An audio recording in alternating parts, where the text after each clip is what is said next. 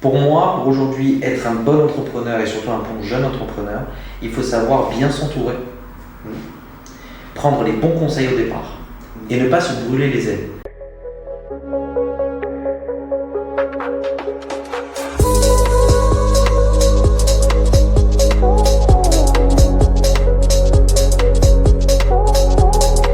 Bonjour à tous et bienvenue sur cette interview d'entrepreneur. Aujourd'hui, on va voir l'histoire de Louis-Marie Labanne, donc un avocat qui a créé en fait en associé avec son père. Alors, le cabinet existe depuis plus de 30 ans. C'est mon père qui l'a créé au départ et moi je suis associé depuis 4 ans. Enfin, depuis 1 an, je suis avocat depuis 4 ans. D'accord. Pour être précis. Ok. Donc voilà, c'est parti. On va commencer comme d'habitude par la première partie avec ces 10 premières questions. Donc, où sommes-nous? Et voilà. Où sommes-nous? Donc, nous sommes dans mon cabinet, dans mon bureau, à Sifour-les-Plages. Alors, déjà, une question qu'on peut se poser, on est avocat au barreau de Toulon. Nous sommes 4. Il y a donc mon père qui a créé le cabinet, qui est avocat depuis donc 30 ans. Ensuite, moi, qui suis avocat depuis 4 ans et associé depuis 1 an. Il y a aussi une avocate salariée qui, elle, a 15 ans d'expérience, qui s'est salariée dans le cabinet, et un avocat collaborateur qui, lui, a 1 an et demi d'expérience et qui est donc chez nous depuis 1 an et demi. Okay. Et nous avons également 3 secrétaires qui tournent sur 2 postes. Et nous sommes localisés à Sifour, en plein centre-ville de Sifour-les-Plages. On va revenir justement sur ces employés. Du coup, prochaine question, est-ce que tu penses que tu es né entrepreneur ou est-ce que tu l'es devenu ou est-ce que tu ne te considères même pas comme entrepreneur actuellement?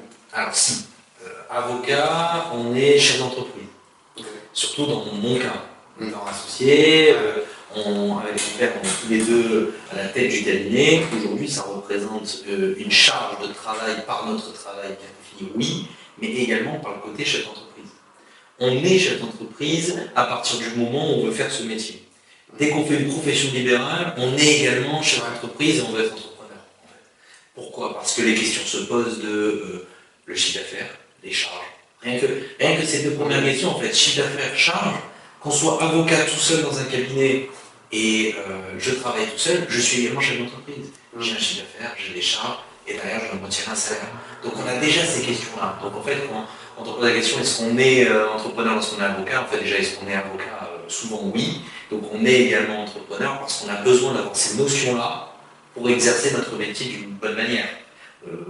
On doit savoir combien de chiffres on doit faire pour combler toutes nos charges, pour pouvoir payer nos salariés, pour pouvoir payer nos frais et pour pouvoir bien évidemment nous payer nous. Donc oui, chef d'entreprise, entrepreneur lorsqu'on est avocat, c'est automatiquement lié et il y a souvent les mêmes qualités qu'on doit avoir en tant qu'avocat et chef d'entreprise, c'est souvent aussi lié. Ok. On va revenir sur les qualités. Est-ce que tu as un mentor? C'est un peu plus simple pour moi, ayant mon père dans le cabinet, bien évidemment que c'est mon mentor. Je dis souvent que j'ai choisi ce métier. Beaucoup de gens me posent la question, est-ce que vous avez choisi ce métier par rapport à votre papa? Ma réponse est non. J'ai choisi ce métier par passion en ayant vu un film qui s'appelle L'Abolition de la peine de mort sur l'histoire de Robert Badinter. Et c'est en voyant ce film que j'ai voulu faire ce métier. Donc c'était pas exactement la même voie que mon père qui lui fait plutôt du divorce. Donc c'était déjà du pénal à l'époque. Donc bien évidemment mon père est un mentor et un exemple. Mais mon mentor en pénal à Toulon, c'est un très bon ami de mon père qui s'appelle Bertrand Pin, qui fait du pénal et qui m'a mis un peu le pied aussi à l'étrier sur le pénal. Et ensuite, par une première grosse affaire que j'ai eu au pénal, j'ai plaidé avec un très grand avocat pénaliste de France qui s'appelle Maître Monneret. Et lui, c'est aussi un mentor et un exemple dans ce qu'il est et ce qu'il fait en audience. Donc on s'inspire toujours des meilleurs, donc on essaye bien évidemment de s'en inspirer, jamais les copier, mais en termes de mentor, mon père à la base, le film avec l'histoire de Robert Badinter, oui, et ces 2 avocats qui, dans l'exercice, et le début de mon exercice, je suis qu'au début, sont des exemples. Et comment vous vous êtes rencontrés par exemple sur la grosse affaire? Comment vous avez Sur la grosse affaire, je défendais un des accusés et lui le second. On était à la cour d'assises ensemble pour un dossier de meurtre, d'assassinat, et on défendait 2 personnes, moi, les 2 qui étaient accusés des mêmes chefs d'accusation, du meurtre de quelqu'un. C'était sur une fusillade, sur un règlement de trafic de stupéfiants. Et moi, j'ai été condamné, lui a été relaxé parce qu'il n'était pas là dans le dossier, on a réussi à démontrer qu'il n'était pas présent. Et moi, j'ai été bien présent, on demandait 30 ans contre mon client, il a été condamné à 20 ans. Et l'autre demandait 15 ans ou 20 ans, et il a été acquitté, donc rien. Mais là, il est en appel, ce monsieur, et donc on verra sa sanction plus tard. Ok. Est-ce que des gens ne croyaient pas, du coup, là, dans ton cas à toi, que tu ne deviennes pas avocat, ou du coup, à ton projet d'entreprise avec ton père Alors oui, alors c'est plus compliqué que ça. On ne peut pas dire que j'ai été un très très bon étudiant, c'est-à-dire surtout collégien, lycéen, je n'étais pas très très bon à l'école. J'ai choisi un bac S à l'époque, donc c'était plus scientifique par rapport à des profs et pour rester avec mes collègues. Et en fait, ça m'a énormément servi avec le recul, parce que le bac scientifique et mathématique amène une certaine rigueur et une logique de raisonnement. On a un travail, on a souvent des dossiers assez volumineux, on doit traiter, on doit réfléchir, et on doit être synthétique et rigoureux. Donc en fait, ça m'a amené ça avec le recul, je le comprends, mais à l'époque, j'étais pas très bon en maths, j'étais très très mauvais en physique-chimie, et j'étais quand même nul en SVT, donc c'était pas génial pour avoir le bac. Donc mes parents pensaient que je n'allais même pas avoir le bac. Donc finalement, j'ai eu mon bac. Après, je me suis dirigé directement en droit. Donc licence en droit, tout s'est déroulé normalement, et après passer le concours. Mais passer le concours, c'est bien à dire, mais il faut l'avoir. Donc là, c'est vrai qu'il y avait quelques doutes, parce que j'ai voulu le passer tout de suite, sans faire un Master 2, et le passer avec juste un Master 1, c'est 4 années après le bac. Je l'ai eu, et après il y a 2 ans d'école. Donc après, le fait que j'aille dans la profession, c'était sûr. Aujourd'hui, il y a plus de... Il y a d'un côté de la jalousie en disant c'est le fils de son père et il a plus de facilité, et de l'autre, la pression énorme qui représente d'être le fils dans une profession avocat, donc ça représente souvent une pression, et il va pas y arriver, ou alors il est nul, ou alors il y est parce que son père y est. Donc on a surtout cette pression-là. Donc en fait, c'était plus ça, réussir, m'émanciper aussi, en faisant cette profession-là, en travaillant avec son père, c'est parfois pas facile, hein, c'est pas tous les jours simple, mais on a une complicité, et surtout on ne fait pas les mêmes domaines d'activité. Moi, dès le début de mon exercice, j'ai commencé à faire du pénal. J'en ai fait un peu, et puis de plus en plus, et puis maintenant j'en fais régulièrement. Je fais aussi d'autres choses, comme le cabinet en faisait, mais le cabinet ne faisait pas de pénal, ou très très peu. Donc lui, j'essaye un peu de développer ça, d'apporter ma corde à l'arc et mon édifice aussi au cabinet. Donc c'est ça aussi, on est dans une perpétuelle évolution. Et donc c'est plus une pression en fait de tous les jours, que le sentiment de ne pas y arriver. Un avocat, tous les jours, il se dit « est-ce que je vais y arriver demain ?» On a une pression aujourd'hui qui est représentée par le fait qu'on est beaucoup d'avocats. On est dans quand même un contexte concurrentiel, qu'aujourd'hui, la vie active, on est toujours... Le droit est collé à l'actualité. Donc l'actualité, on le voit. Les gens ont de plus en plus de mal à avoir un pouvoir d'achat, à finir les fins de mois. Donc pour payer un avocat, ils ont également des difficultés. Est apparu au fil du temps de plus en plus l'aide juridictionnelle. Mais l'aide juridictionnelle pour un avocat, c'est difficile d'en vivre. Donc il faut tout le temps s'adapter et trouver une clientèle et être de plus en plus reconnu et travailler. Donc c'est une perpétuelle remise en question. Ok. C'est justement la question d'après. Comment tu as réussi à te diversifier dans ton activité ? Alors, me diversifier, on avait une activité qui est dominante civile, donc on parle vraiment de droit pur. Le civil, qu'est-ce que c'est ? C'est tout ce qui peut arriver dans la vie de tous les jours à quelqu'un, et particulièrement le droit de la famille. Le droit de la famille, on était sur des dossiers de succession, de divorce, de garde d'enfants, également le droit des enfants, le droit des contrats, également quand on signe un contrat avec quelqu'un, lorsqu'on emploie quelqu'un. Donc ça, c'est aussi le domaine social. Donc on en fait également. Donc on faisait un peu de tout, et un peu de pénal aussi, et pas une grande dominante. Et quand j'ai commencé la profession, dans les premières années, on est inscrit sur ce qu'on appelle des listes de permanence. Donc les avocats du barreau de Toulon peuvent s'inscrire sur cette liste de permanence, et lorsqu'on est jeune, on en a besoin pour avoir des dossiers, en gros, pour pouvoir manger, pour avoir des dossiers, et pour pouvoir avoir un salaire à la fin du mois. C'est quoi, c'est devenir commis d'office? C'est ce qu'on appelle vulgairement le commis d'office, l'avocat commis d'office ou l'avocat gratuit, qu'on entend parfois. Ouais. Donc en fait, c'est des permanences, on est sur une liste de permanenciers, et il y a plusieurs permanences possibles. Il y a une permanence garde à vue, donc lorsqu'une personne est en garde à vue, il a le droit à un avocat. Cette personne, soit il désigne un avocat qu'il choisit, soit il dit « je veux l'avocat commis d'office ». Et si je suis par exemple de permanence ce jour-là, on m'appelle et je vais assister cette personne-là, pas gratuitement, cette personne ne me paye pas, mais moi à la fin, je fais un dossier que je donne à mon ordre et qui me règle, parce que c'est l'État qui me règle mon assistance. Et en faisant des dossiers comme ça, j'ai rencontré une clientèle qui m'a amené d'autres clients, le bouche à oreille, j'ai commencé à faire des dossiers. Après je vous ai raconté donc l'histoire d'un avocat de Toulon, Maître Pin, qui m'a donc donné un dossier, qui m'a dit est-ce que ça t'intéresserait de faire un dossier d'assises? J'ai dit oui, et je lui ai fait donc l'aide juridictionnelle, ce dossier-là, et c'est le dossier dont je vous parlais, où j'ai rencontré Maître Bonneret dans un gros dossier d'assises. Bon, avec un dossier comme ça m'a donné une expérience, une certaine légitimité, ensuite à faire un peu plus de pénal qu'autre chose. Donc on a réussi à se diversifier en termes du cabinet. On s'est aussi diversifié comment? On s'est diversifié parce qu'on peut avoir de nouveaux domaines d'activité, donc là avec le domaine pénal, mais on s'est aussi diversifié en changeant de locaux. Au début, là vous voyez où nous sommes à l'étage de notre cabinet. Nous avons aussi un rez-de-chaussée qui est configuré de la même manière. On a un poste d'accueil, le cabinet de mon père, le bureau de mon père, le bureau de la secrétaire salariée dont je vous ai parlé, que nous avons recruté depuis janvier, donc qui est là depuis janvier 2024, donc c'est très récent. Et ici, à l'étage, il y a le bureau de notre collaborateur, Maître Morvan, qui lui a 1 an et demi d'expérience, et qui est là au cabinet depuis plus de 2 ans. Parce qu'au début, il était là en tant qu'élève avocat pendant 6 mois, donc il a appris le métier, il a commencé à rédiger des actes pour nous, mais il ne pouvait pas encore mettre la robe et plaider. Et depuis 1 an et demi, il est avocat collaborateur. C'est-à-dire qu'il a sa clientèle à lui, il est aussi de permanence, donc il fait ses dossiers à lui, mais c'est aussi notre collaborateur, donc il fait des dossiers pour nous, il travaille pour nous, il va à l'audience pour nous, pour le cabinet, etc. Il fait partie du cabinet. Donc on s'est diversifié en augmentant notre équipe, en rachetant aussi une clientèle d'avocats, donc on a augmenté nos dossiers, et on a aussi augmenté notre équipe pour pouvoir traiter tous ces dossiers-là. Donc voilà comment on s'est diversifié dernièrement et comment on essaie de continuer à faire marcher le cabinet. Il n'y a pas forcément de prospection, du coup.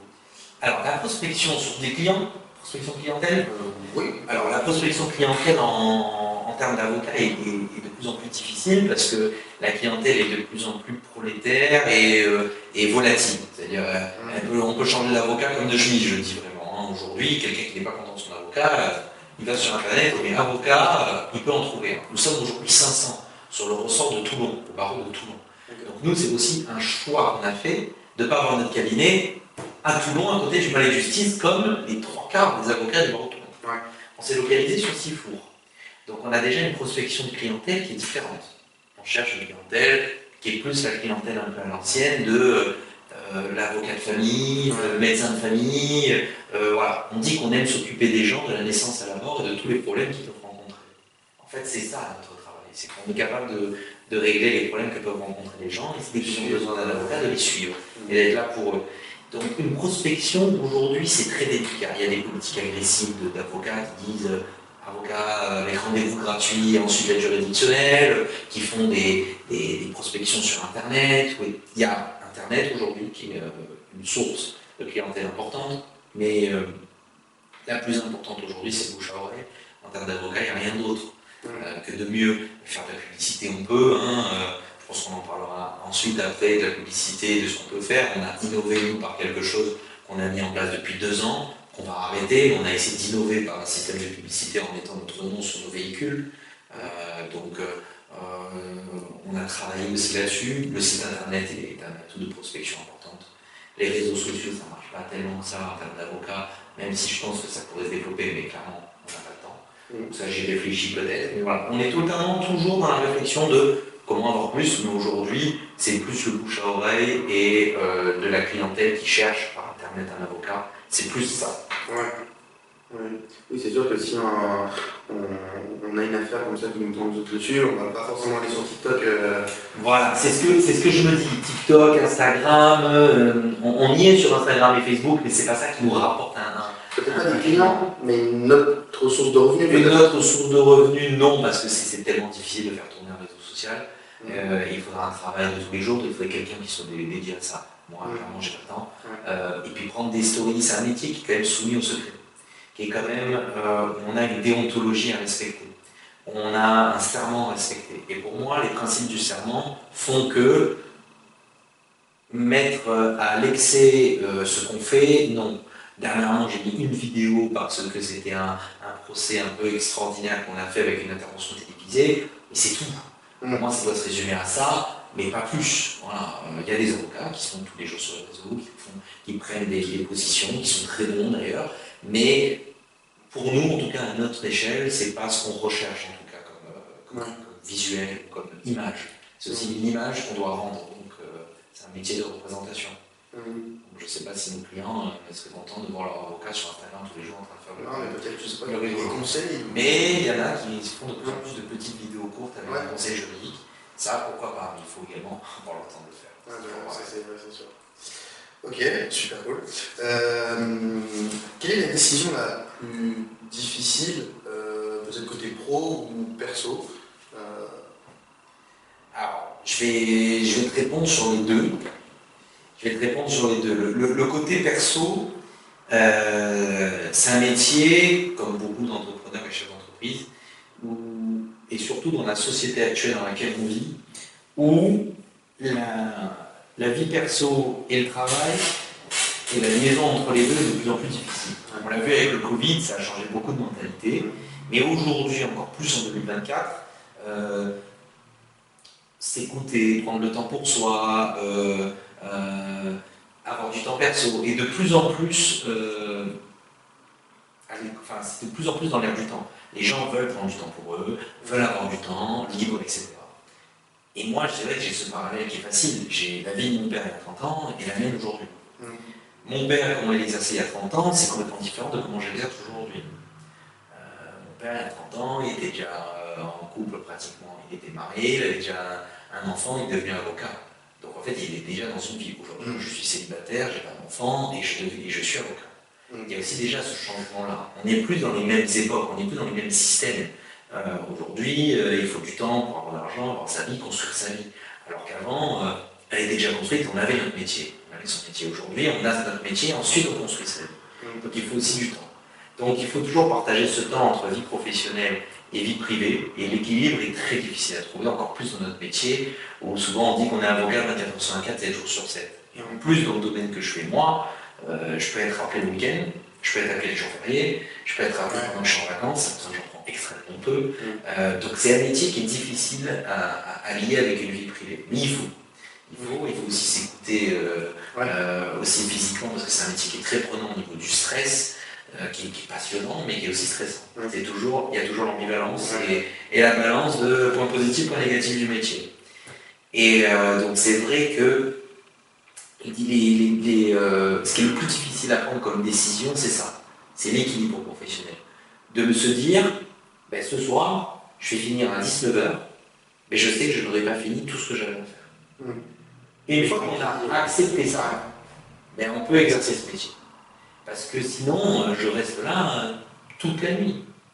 Je peux travailler sans arrêt, j'aurai toujours quelque chose à faire. Toujours un dossier à finir, toujours un truc à renvoyer, je peux avoir constamment quelque chose à faire dans un dossier. Il faut accepter de se dire, je rentre, je ne peux pas finir, je finirai demain.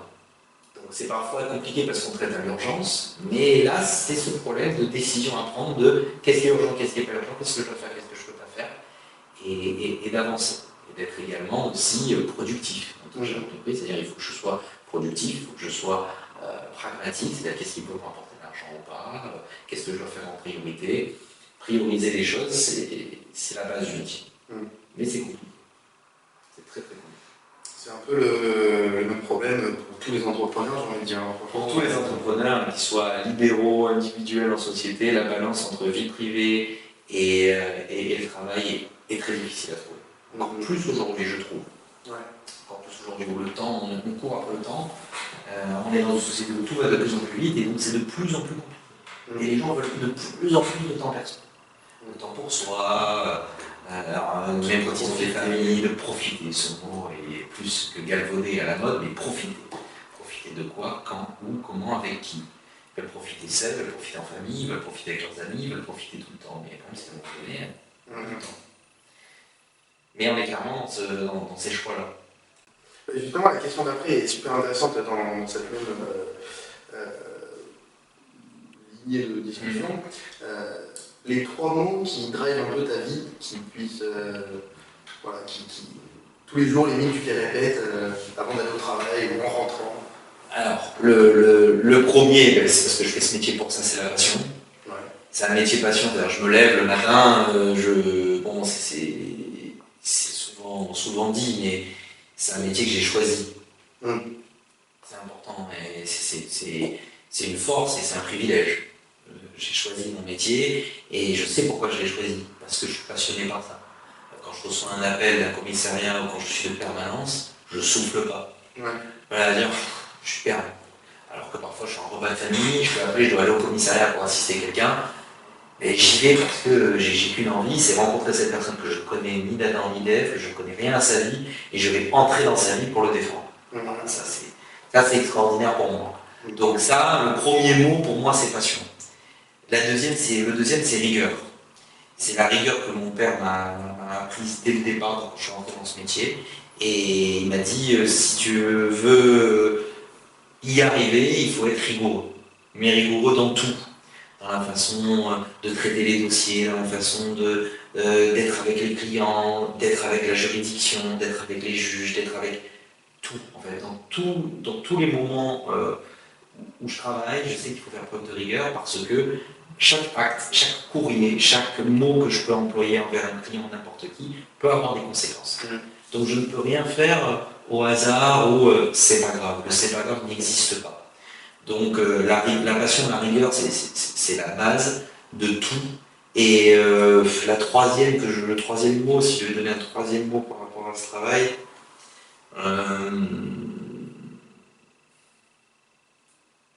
pas forcément par rapport au travail, peut-être plus personnel, qui du coup... qui pourrait être lié en liant les deux. La passion, c'est excitation. C'est un métier qui est excitant. Ouais. C'est un métier qui ne peut pas laisser indifférent, même dans sa vie de tous les jours, ou même personnelle. C'est un métier qui a une conséquence dans sa vie personnelle. Un gros dossier, quand j'ai un dossier où je dois aller aux assises, où je suis pendant 7 jours à Draguignan, ou à Aix, ou ailleurs, ça a des conséquences dans la vie perso, ça a des conséquences dans tout. L'excitation fait partie du métier. Et surtout avec le domaine que je fais, le pénal, il y a un côté excitation qui est présente. J'ai une bonne décision, je suis plus que content. J'ai une mauvaise décision, je ne vais pas dormir. On dit qu'un avocat plaide 3 fois. Où il dit qu'on vit 3 fois. On vit avant de plaider, on est excité. L'excitation revient, on est excité avant de plaider. J'ai hâte de plaider, qu'est-ce que je vais plaider, je vais dire ça, on est excité. On est excité en plaidant, parce qu'on vit la chose, mais on est aussi excité après avoir plaidé. Parce que un avocat, en fait, il n'est jamais content. Parce qu'après sa plaidoirie, toujours mieux. J'aurais dû dire ça, j'aurais pu dire ça, j'aurais pu faire ça. Donc on a ce côté d'excitation à ces 3 moments. En fait, ça résume notre vie de tous les jours. Donc après, bien évidemment, on a des moments où on ne peut plus, des moments où on est fatigué, des moments où on est lassé, mais comme partout. Question toujours dans le même sujet, quel est justement, pour évacuer tout ça, l'activité qui permet de décompresser, de tout lâcher Alors il faut, alors le sport bien évidemment, je joue au foot, et je joue au foot, bon, on va dire que, est-ce que vraiment j'expérimente le jeu au foot avec des avocats? Avec des avocats. Mon père, et c'est comme ça aussi que j'ai mis un pied dans le métier, mon père joue au foot depuis 30 ans le samedi matin avec les avocats. Et il a été président du club de foot des avocats. Et il jouait tous les samedis matins. Et à partir de l'âge de 14 ans, J'allais voir et je commençais à rentrer un peu sur le terrain. Ok. Et à partir de l'âge de 15 ans, un premier tournoi des avocats qui a été fait à Draguignan, j'ai joué avec l'équipe de Draguignan, l'équipe de foot de Toulon à Draguignan. Et à partir de ce moment-là où j'ai mis pied dans l'équipe, je ne suis plus jamais sorti jusqu'à ce jour, où je suis moi-même le président, depuis 4 ans. Ça fait 4 ans que je suis le président du club de foot des avocats. Depuis que je suis devenu avocat, je suis devenu le président. Donc, j'organise des entraînements, j'organise des tournois. Et donc il y avait un tournoi dimanche. L'équipe allait jouer à Draguignan, moi j'ai pas parce que je suis actuellement blessé. Donc j'ai pas pu jouer, mais ils sont allés jouer à Draguignan. Donc c'était une rencontre avocat de Draguignan contre avocat toulonnais qui se faisait depuis des années. Et donc on continue à faire. Donc c'est comme ça qu'on extériorise aussi, en faisant du sport, on voit des confrères et parfois aussi des amis, parce qu'on fait venir des amis aussi à ces rencontres-là ou à ces matchs-là du samedi. Donc oui, on extériorise en faisant du sport principalement. Après, voilà, le foot et le sport restent les principales moi qui me permettent d'évacuer et de changer les idées. C'est évident. C'est évident. Donc en plus, bon, on fait ça entre amis par le travail, donc parfois on parle travail, on parle surtout, ça nous permet aussi de nous libérer, de parler de certaines choses et de se libérer un peu du stress de la semaine. Le foot du samedi matin est une institution, en tout cas pour les Laval, c'est une institution, c'est marqué dans l'agenda, presque un rendez-vous comme on ne peut pas manquer. Le samedi matin, on a foot, et on le sait. Il n'y a même pas besoin de le marquer. Voilà, moi, mon week-end commence par samedi matin foot, à part, évidemment, exception, mais samedi matin, le foot est présent. Est-ce qu'entre avocats, vous avez le droit de parler justement d'affaires Oui. Ouais. Entre avocats, on peut parler de nos dossiers sans les nommer par nos noms. Voilà. Donc ça nous arrive très souvent de parler de dossiers, de demander conseil, de demander avis. Très régulièrement. Ok. Quel a été le plus gros contrat, peut-être de vous ou de votre cabinet complet Alors c'est difficile à dire parce que nous on n'est pas en termes de contrat, on est en termes de convention. On appelle ça des conventions d'honoraires, c'est ce qu'on fait signer à nos clients lorsqu'ils nous mandatent en tant qu'avocat. C'est-à-dire un client qui vient en rendez-vous à notre cabinet, qui nous dit maître, j'ai besoin de vous pour tel dossier. On est obligé de lui faire signer ce qu'on appelle une convention d'honoraires par laquelle on lui dit vous signez ceci pour dire que nous, cabinet Laval, nous sommes votre avocat pour telle procédure, pour tel dossier. Donc dire quel est notre plus gros dossier, c'est très difficile à dire. En termes du cabinet, il y a un dossier, je ne peux bien évidemment pas vous donner de nom, mais un dossier que moi je connais depuis plus de 15 ans, parce que c'est un client qui existe au cabinet depuis 15 ans et qui a des procès de partout. Donc c'est un client qu'on a suivi régulièrement, qu'on a beaucoup eu. Mais moi, aujourd'hui, mon plus gros client, c'est un client que j'ai rencontré lors de ma première année d'exercice dans le cadre d'une permanence, que j'ai assisté comme ça, et qui derrière, il m'a désigné dans un gros dossier de stupéfiants, et après il m'a désigné, je l'ai suivi, et je le suis encore aujourd'hui. Et c'est un client qui m'a apporté d'autres clients aussi. Donc c'est ça qu'on peut appeler un plus gros client. Pour moi, ça serait celui-ci, c'est un client que je suis encore, qui va arriver dans un dossier d'assises en octobre. C'était un gros dossier important. C'est là où j'ai eu un premier résultat. Et en fait, on s'en souvient toujours souvent du premier dossier. C'est souvent le dossier qui nous suit. Et un client qu'on garde un peu à vie. Et c'est souvent comme ça. Mais de gros clients, aujourd'hui, on ne peut pas dire que nous, on a un gros dossier, un gros client, un prescripteur officiel de dossier. Non. On travaille avec quelques institutionnels, mais on n'est pas un cabinet qui a des institutionnels comme principaux clients. Il y a des cabinets qui ont des sociétés immobilières, des agences immobilières qui leur envoient régulièrement des dossiers parce qu'ils font du droit de la construction principalement. Donc eux, c'est leur gros client. Nous, on n'a pas de prescripteurs ou de gros clients comme ça. Okay. Et du coup, par rapport à ce que je disais avant, le gros bonnet, on l'a appelé, comment ça se fait du coup qu'il a pris Il était présenté devant un juge d'instruction pour un débat et il venait de Paris, il n'avait pas envie de payer un avocat juste pour ça, il savait très bien comment ça marchait. Et il a dit je veux l'avocat commis d'office, donc moi je suis arrivé tout petit, tout jeune, j'avais 24 ans face à en plus l'image, le grand, costaud, donc c'était vraiment intimidant pour moi mais excitant toujours. Et donc après j'ai commencé à m'occuper, je me suis occupé de lui, j'ai plaidé pour lui, il m'a trouvé bon, il m'a gardé, juste après je l'ai fait sortir. Et ce contrôle judiciaire, il a été content et il m'a gardé dans le dossier, on a gardé un lien. Et on garde un lien. Donc j'ai plaidé pour lui, j'ai plaidé pour des amis à lui, et après on garde un lien comme ça. Et c'est parfois inexplicable. Une rencontre de dossiers de clients en plus au pénal, c'est souvent inexplicable. Il y a des liens qui se font comme ça. Tu vois où ta boîte dans 5 ans? Et pareil, toi, où tu te vois dans 5 ans? Alors, on m'aurait posé la question déjà il y a 1 an, je me voyais où dans 4 ans, je ne me voyais pas associé. Donc ça a évolué dans le sens où c'était le but. J'ai une chance inouïe que je m'entende bien avec mon père et que mon père fasse le même métier que moi, qu'on ait un cabinet qui marche et que j'ai eu la chance de pouvoir être associé tôt. Je commençais à développer donc moi une certaine clientèle et donc j'avais de moins en moins de temps pour travailler. Parce qu'au départ j'étais avocat collaborateur au cabinet, comme notre collaborateur, Maître Morvan. J'étais collaborateur, donc je devais, entre guillemets, des heures au cabinet, donc je leur devais du temps pour passer sur les dossiers, aller en audience pour eux et faire des dossiers. Sauf que je développais de plus en plus ma clientèle pénale qui me prenait énormément de temps. Et donc j'avais de moins en moins de temps pour le cabinet. Donc j'étais dans une situation qui était très délicate.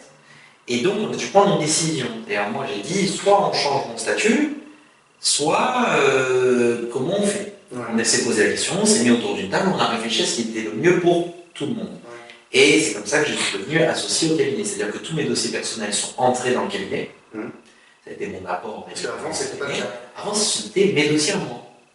J'étais avocat maître Laval Louis-Marie, avocat, et maître Laval Louis-Marie, avocat collaborateur du cabinet. C'est-à-dire, je faisais des dossiers pour le cabinet et le cabinet me donnait une rétrocession d'honoraires. Mais moi, j'avais mes clients que je facturais moi, qui me payaient moi tout seul.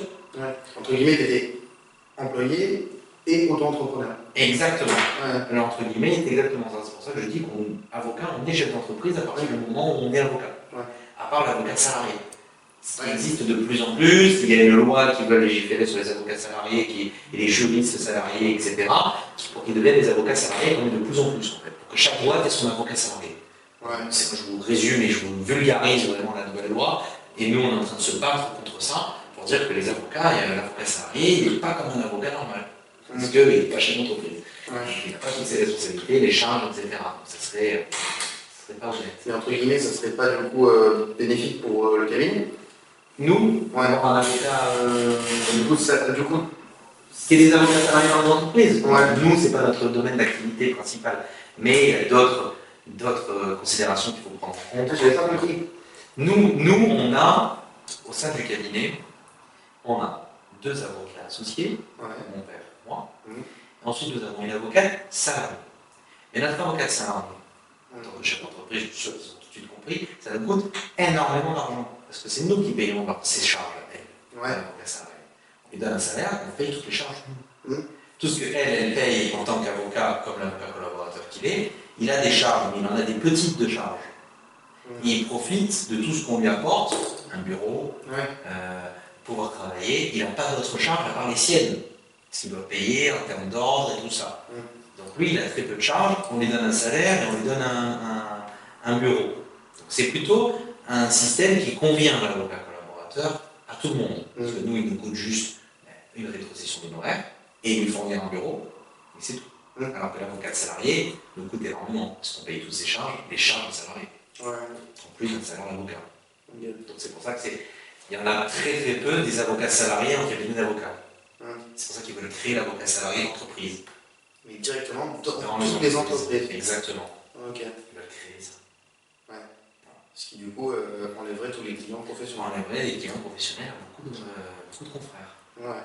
Donc ça serait à voir dans le futur. C'est la dernière question, c'est la petite bonus. On entend souvent parler, dire, est-ce que tu aurais un conseil pour les jeunes entrepreneurs? Moi, pareil, avec le projet Entrep Club, ça me tient à cœur de faire ces 2 cibles-là.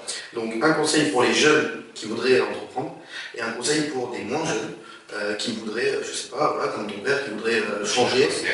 Exactement. Pour les jeunes, le conseil, je vais donner un conseil. Je vais essayer de ne pas donner le conseil qu'on donne à tout le monde. Il faut oser, il faut être rigoureux, il faut machin. je pense qu'aujourd'hui, pour être entrepreneur, il faut avoir une idée. La base est importante, mais il faut une idée. Mais l'idée ne suffit pas. Avoir une idée intéressante, intelligente, entre guillemets, tout le monde peut. Ou tout le monde se dit, moi j'ai une idée, un jour je pourrais faire ça. Mais un jour, le mettre en concret, c'est très difficile. Pour moi, aujourd'hui, être un bon entrepreneur et surtout un bon jeune entrepreneur, il faut savoir bien s'entourer, prendre les bons conseils au départ et ne pas se brûler les ailes. Pas vouloir tout commencer tout de suite. Aujourd'hui, dans la société actuelle, monter son entreprise, c'est très compliqué. Il faut être suivi par une banque, il faut avoir de l'argent, il faut avoir l'idée, il faut la mettre en place. C'est très difficile. Aujourd'hui, dire demain je vais prendre un avocat, je vais monter mon entreprise et je vais faire ma société, elle va rouler. Il faut prospecter, regarder, l'étude de marché, etc. Je ne vais pas tout vous apprendre, vous le savez. Donc, aujourd'hui, le conseil pour un jeune entrepreneur, c'est bien s'entourer, se poser les bonnes questions et le faire au moment où on est prêt. Pour ne pas se brûler les ailes, parce qu'on n'a pas beaucoup de chance. Aujourd'hui, la vie, elle est tellement dure. Et le système économique aujourd'hui actuel, il est fait pour se casser la gueule. Soyons clairs, il y a plus de sociétés qui se cassent la gueule qui réussissent. Donc un jeune entrepreneur qui veut se monter tout seul, il faut qu'il ait les reins solides, les nerfs solides, mais surtout qu'il soit bien entouré et qu'il ait un projet mais tellement béton que lorsque lui va le monter, il y aura tellement d'autres sources de stress qu'il soit sûr de lui, de sa société, de base. Donc il ne faut pas se brûler les ailes, peut-être passer par des échelons inférieurs, d'abord être dans une entreprise, et après tout comprendre du mécanisme et se lancer à un moment donné où on est sûr de soi. Ça c'est pour les jeunes. Et pour les plus vieux, c'est ce qu'on a mis en réflexion avec mon père en fait. Si je dois le mettre à l'échelle de l'entrepreneuriat pour tous, c'est constamment se remettre en question. Se dire, vivre sur les acquis en tant que chef d'entreprise, c'est ce qu'il y a de pire. Se dire, c'est bon, je suis arrivé dans l'entreprise, le marché roule, c'est bon. Aujourd'hui, tout va tellement vite, on ne peut pas se dire, c'est bon, je suis arrivé, c'est fini. Donc se remettre perpétuellement en question, oui, mais comment le faire? C'est facile à dire, il faut se remettre en question. En fait, à un moment donné, il faut prendre une feuille, les plus et les moins de notre société. Quels sont nos atouts, quelles sont nos faiblesses, et travailler bien évidemment sur les faiblesses, mais travailler sur les faiblesses est souvent difficile lorsqu'on est installé depuis longtemps. Qu'est-ce qu'il faut faire lorsqu'on est installé depuis longtemps? Les forces. Travailler sur les forces. Il y a un entraîneur de foot qui disait ça, c'est Arsène Wenger qui disait ça à ses joueurs, et qui disait ça à Robert Pires, il disait, toi, on sait où t'es bon, on sait où t'es pas bon. Je ne vais pas faire de toi un joueur qui est physiquement fort, et je vais faire de toi par contre un joueur qui est excellent dans la technique et dans les 20 derniers mètres. Et en fait, il a tellement travaillé ses points forts qu'il est devenu excellent. Mais pour moi, aujourd'hui, un chef d'entreprise qui commence à bien marcher, mais qui veut encore plus bien marcher, alors oui, il faut qu'il regarde ses points faibles. Et s'il est déjà un peu installé, qu'il a déjà un peu de bouteille, mais qu'il travaille ses points forts à fond, et c'est là où il va encore plus exceller. Donc c'est les petits conseils que je donne. C'est vrai, et c'est pas du tout con, si je peux me permettre. Parce que justement, on pourrait se dire, si j'améliore les points forts, les points faibles, je vais remonter un petit peu. Mais ça peut aller beaucoup plus haut. Si on a déjà des points forts, ça veut dire que par rapport à la concurrence, on est peut-être meilleur. Est-ce qu'on va rattraper la concurrence des gens qui sont plus forts que nous sur les points faibles, ou est-ce que c'est mieux de creuser l'écart sur ceux qui sont plus faibles par rapport à nos points forts? Carrément. Sans bien évidemment oublier les points faibles. Oui. Et les points faibles, c'est plus difficile à changer. Alors que les points forts, on les travaille encore plus, on est tellement bon qu'on a peut-être plus de temps pour travailler les points faibles. Ce qu'on peut essayer de faire. Carrément.